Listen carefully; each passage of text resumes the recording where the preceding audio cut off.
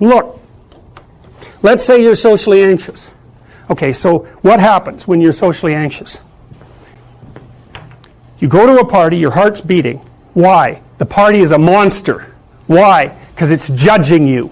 And it's judging you, it's putting you low down the dominance hierarchy, because that's what a negative judgment is. And that interferes with your sexual success. And that means that you're being harshly evaluated by nature itself. Right? So you are confronting the dragon of chaos when you go into the social situation. And so what do? You're like this, right? You hunch over, and that's low dominance. I'm no threat. It's like, well, that's not going to get you very far. But that's a logical thing to do in the face of a tyrant. So I'm no threat. You look at the king and you're dead. I'm no threat. I'm hunched over. And then what's happening internally? What are people thinking about me? What are people thinking about me? Am I looking stupid? Am I looking foolish? Geez, I'm awkward. I hate being here. Man, I'm sweating too much. It's all internalized, right? It's all self-focused. The eye isn't working. What do you tell people? Don't stop thinking about yourself, because you can't. It's like, don't think of a white elephant. White elephant, white elephant, white elephant. You can't tell someone to stop thinking about something because they get caught in a loop. What you do with socially anxious people is you say, look at other people. Look at them, right? Why? Because if you look at them, you can tell what they're thinking. And then unless you're terribly socialized, and some people are. Some people have no social skills. And so the reason they can't go to a party is because they don't even know how to introduce themselves. Like no one ever taught them how to behave.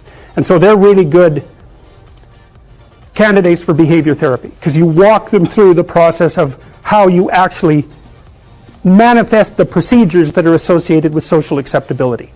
But most people aren't like that. They have the ability. So if they're really introverted and high in neuroticism, they can usually talk quite well to someone one-on-one. Why? Because they look at them. Well, if I look at you, it's another thing to do if you're ever speaking to a group of people. Never speak to the group of people. That doesn't exist. You talk to individuals, and then they reflect for you the entire group, because they're all entrained. So you look at one person, they broadcast to you what everyone's thinking, and you know how to talk to one person. So it's easy. So as soon as you focus on the person, not you, you push your attention outward. Use your eye. You push your attention outward, and you start watching. Well, then all your automatic mechanisms kick in, and you stop being awkward. Because if we're talking, and I'm looking here, I don't know what you're going to do next. And I'm going to put disjunctions into they're like bad chords in the melody of our conversation. And the reason is I'm not paying attention. So that's why the eye is the thing at the top of the pyramid. It's like the thing that enables you to win the set of all possible dominance hierarchies is the eye. Pay attention. Pay attention. That's the critical issue. That's why the Egyptians worshipped Horus. That's why Horus was the thing that rescued Osiris from the depths. It's the capacity to pay attention. What do you pay attention to most? What your right hemisphere signals as anomalous. It attracts your attention. It's like, this isn't going quite right. I'm not looking at that. Wrong. That's what you look at. That's what you look at. What's not going right. Because that's the terrible monster that might eat you, but it's also the place you get all the information. So that's why it's useful to have discussions with your enemies, because they will tell you things you do not know. And that's such a great thing, because if you don't know them, well, you're not very smart, are you? There may be a time when you go somewhere that's the thing you need to know. And maybe your enemy will tell you why you're such a fool, and a bunch of other things that aren't true too. But even one thing that's accurate, it's like, yeah, thanks very much, man. Maybe I'll do some work on that, and I won't have to carry that forward.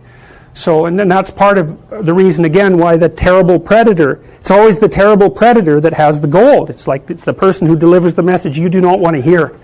So it's rough, but it doesn't matter. Life is rough. To move forward, I've dealt with lots of people who have anxiety disorders, And one thing about people who have anxiety disorders is they are not mysterious to me. I understand, it's no problem for me to understand why people have anxiety disorders, or why they're depressed, or why they have substance use problems.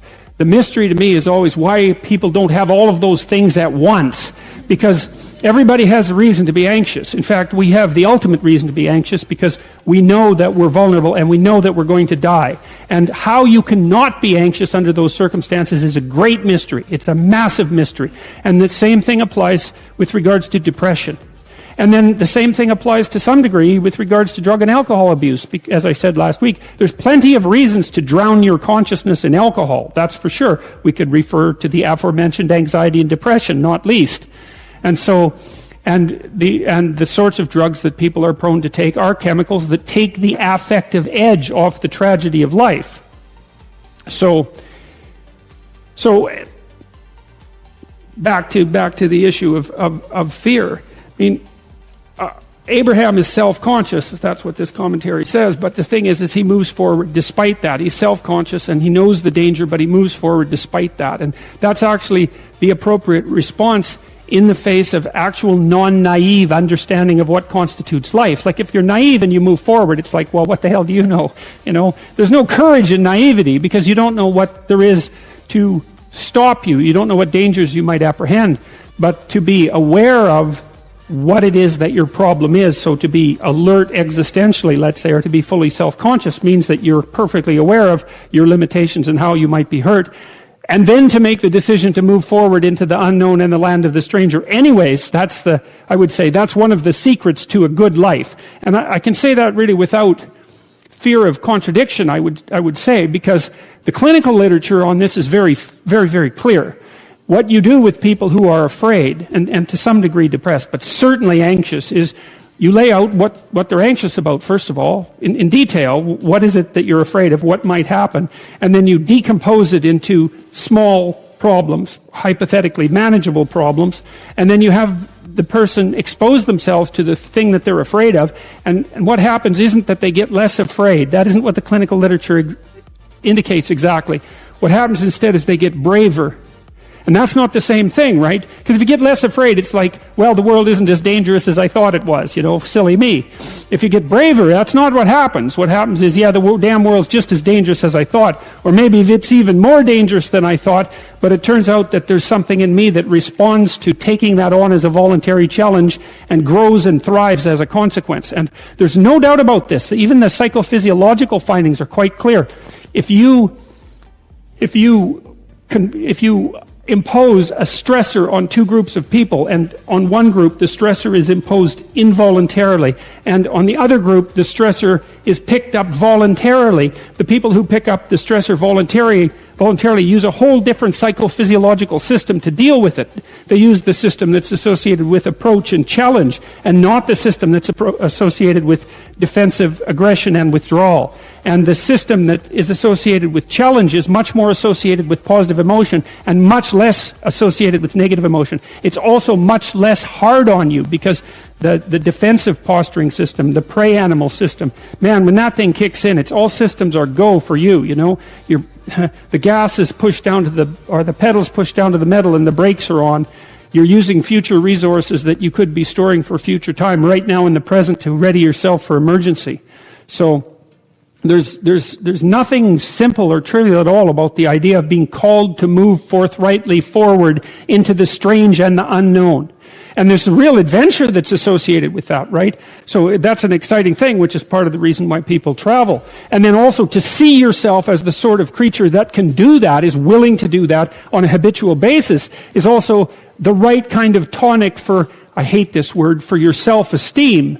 You know, because the self-esteem has nothing to do with feeling good about yourself. As I already mentioned, there isn't necessarily a reason why a priori you should just feel good about yourself. But if you can view yourself acting in a courageous and forthright manner and encountering the world and trying to improve your lot and taking risks, you know, in a non-naive way, well, then you have something that you can comfort yourself with at night when you're wondering what the whole damn point of is of your futile and miserable life. And so And that's necessary because it's often the case that you wake up at 4 in the morning, or at least sometimes the case that you wake up at 4 in the morning when things haven't been going that well and wonder just what the hell the point is of your futile and miserable life. You have to have something real to set against that. It can't be just rationalizations about how, you're a valuable person among others, even though that's true. That's not good enough. You need something that's more realistic to set against that. And observing courage in yourself is definitely one of the things that can help you sleep soundly at night when things are destabilized a little bit around you. So